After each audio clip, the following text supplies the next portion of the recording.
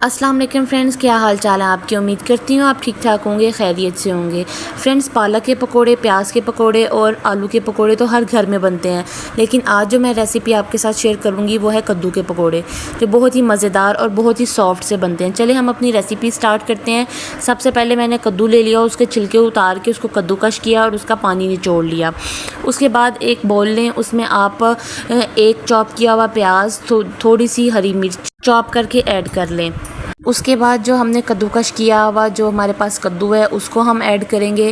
ایک کپ جو ہے بیسن ایڈ کریں، بس اس کے علاوہ اور کچھ ایڈ نہیں کریں گے۔ باقی ہم اپنے اسپائسیز جو ہم نارمل روٹین میں یوز کر رہے ہوتے ہیں وہ ایڈ کریں گے۔ سب سے پہلے نمک لے لیں، کالی مرچ، سوکھا دھنیا، ہلدی پاؤڈر اور زیرہ۔ یہ سارے اسپائسیز آپ اپنے ٹیسٹ کے حساب سے ایڈ کر لیں۔ اس کے بعد جو ہے تھوڑا سا پانی ایڈ کریں، تقریباً ہاف کپ کے قریب پانی ایڈ کر کے اس مکسچر کو اچھی طرح سے مکس کر لیں۔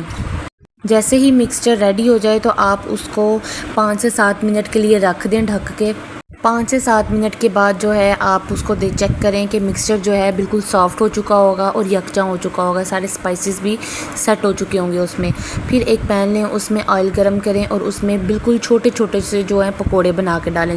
جیسے ہی آپ بڑے بنا کے وہ ڈالیں گے تو اس سے کیا ہوگا کہ اوپر سے تو پک جائے گا لیکن اندر سے جو مکسچر ہے وہ بیسن جو ہے وہ کچا رہ جائے گا۔ اس وجہ سے آنچ بھی جو ہے نارمل کریں اور بہت ہی ہلکی آنچ پہ اس کو پکانا شروع کریں۔